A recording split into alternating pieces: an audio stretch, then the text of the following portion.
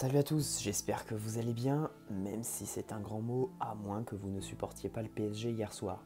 Comme vous l'avez compris, on se retrouve aujourd'hui pour une vidéo un peu plus poussée qu'un débrief à chaud pour comprendre comment le Borussia Dortmund a dominé le PSG, ou plutôt comment le 3-4-3 de Tourelle a mis le PSG dos au mur pour le match retour.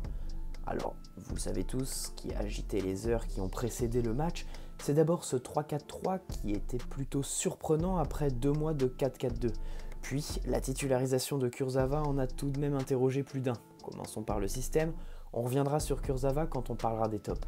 Avant toute chose, le premier constat que l'on peut faire, c'est que les deux équipes ont opté pour une tactique plus prudente que risquée, basée des deux côtés sur une ligne défensive très compacte à 5 en phase défensive, basée sur une agressivité et un contact quasi permanent avec son vis-à-vis lorsqu'il a le ballon pour les Allemands, mais pas pour Paris. Et c'est ici que la différence s'est faite. En première mi-temps, le PSG s'est fait bousculer. Et avant toute chose, le PSG s'est fait bousculer dans les intentions, dans la volonté d'aller chercher l'adversaire lorsqu'il a le ballon et dans l'intensité au duel, que ce soit en 1 contre 1 ou en phase groupée. Deuxième constat, Paris s'est fait bousculer dans le pressing contre pressing. Quand Dortmund récupérait, la réactivité collective était impressionnante comparée aux Parisiens qui ont perdu pas mal de ballons sans jamais vraiment chercher à les récupérer. Pour justifier ce manque de réactivité ou d'intensité, on peut prendre l'exemple d'Idrissa Gueye pour qui la masterclass face au Real Madrid paraît très loin tant il a cédé sous la pression allemande hier soir. On peut aussi prendre la lenteur inhabituelle de Thiago Silva qui n'est pas revenu au top de sa forme et qui a paru dépassé sur certains points hier soir, avec notamment des interventions salvatrices au dernier des moments, surprenant pour un défenseur réputé pour son anticipation hors norme. Donc sans ballon, Paris ne mettait pas assez d'impact et n'a pas cherché plus que ça à le récupérer. On parle ici de volonté, d'envie et d'agressivité. Comme d'habitude quoi avec le PSG. Avec ballon, Paris n'a pas été productif, c'est clair, mais on ne peut pas en vouloir aux porteurs de balles. Attardons-nous ici sur les 3 de devant. Neymar et Di Maria revenaient trop dans l'axe, jusqu'à se marcher dessus avec Mbappé qui, seul en pointe, n'est pas à sa place, c'est flagrant. Une densité extraordinaire dans l'axe, et forcément, quand tu distribues les ballons dans cette équipe, tu vas chercher Neymar et Di Maria avant Meunier ou Kurzawa. C'est ici que Paris a mal utilisé le ballon, et à partir de là que les occasions ne sont pas venues. Et pourtant, jouer sur la largeur pour étirer un bloc, Paris le fait chaque week-end. Ici, la Ligue 1 est un super entraînement, mais non, ils ne l'ont absolument pas fait. Meunier et Kurzawa attendent encore les ballons. Ici, on ne peut pas trop en vouloir à Tourelle, mais quand on voit qu'il s'excite à chaque match sur son banc pour que son équipe joue sur la largeur, on peut se dire que le coach peine quand même à faire appliquer ses efforts. Donc dans l'utilisation du ballon, Paris trop prévisible et sans la volonté de déboussoler un bloc allemand qui n'a pas perdu le nord. Attardons-nous sur un joueur qui a probablement tout changé pour Dortmund. Non, ce n'est pas Haaland, mais Sancho. Électron libre qui se baladait sur la largeur du terrain pour devenir le véritable dépositaire des attaques du Borussia. Positionné entre les lignes parisiennes, il était presque toujours seul quand son équipe avançait. Il était toujours oublié et toujours dans une zone laissée libre par l'absence de sentinelle.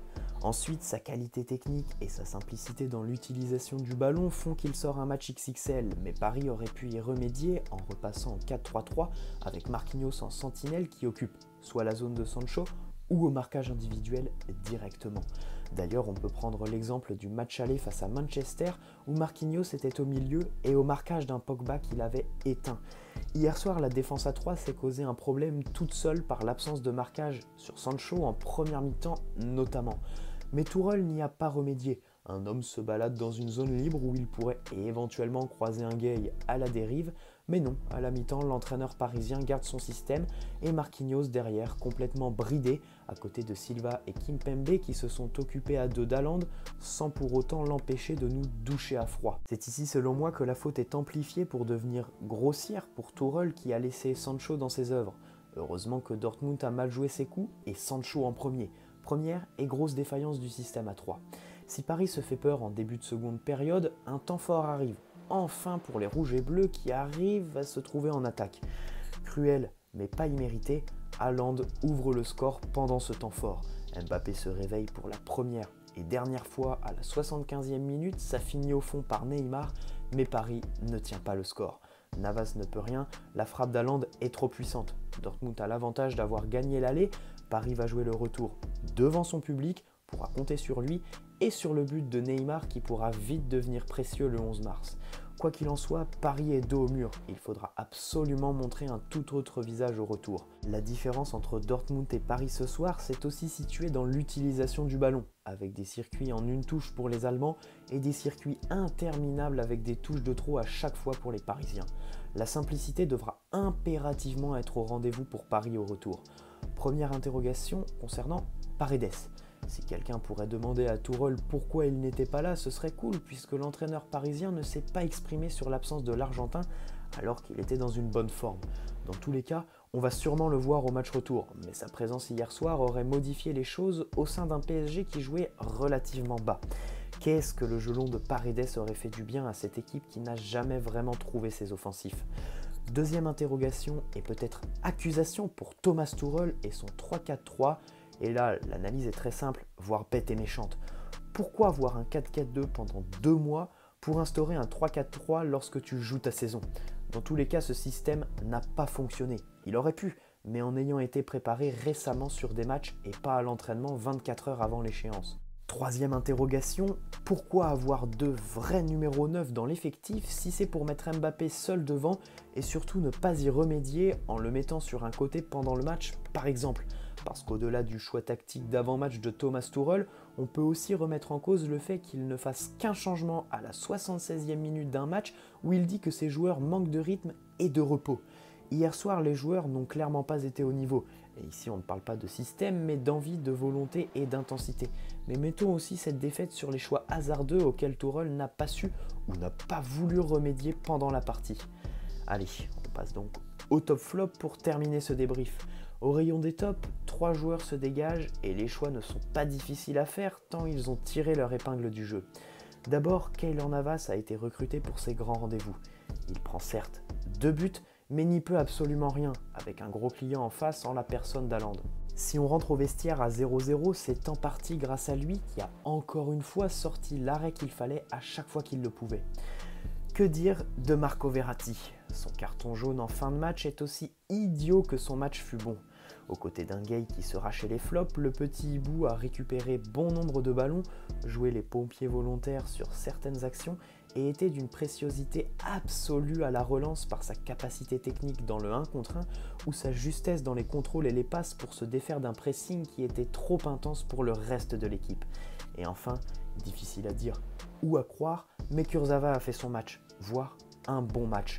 Très sérieux, appliqué et concentré dans les 1 contre 1, quitte à limiter son apport offensif, Kurzawa a offert une vraie sécurité et sûreté sur le plan défensif hier soir et c'est tout ce qu'on lui demandait. Et enfin au flop, Tourelle en premier qui modifie tout un schéma tactique un soir de Ligue des Champions avant de laisser 10 des 11 titulaires sur le terrain. Ne pas tenter de remédier à la domination allemande, mais surtout dire en conférence de presse qu'il n'y a pas de regrets à avoir. Pas du tout d'accord avec lui, selon moi c'est 0 de A à Z hier soir pour Tourelle.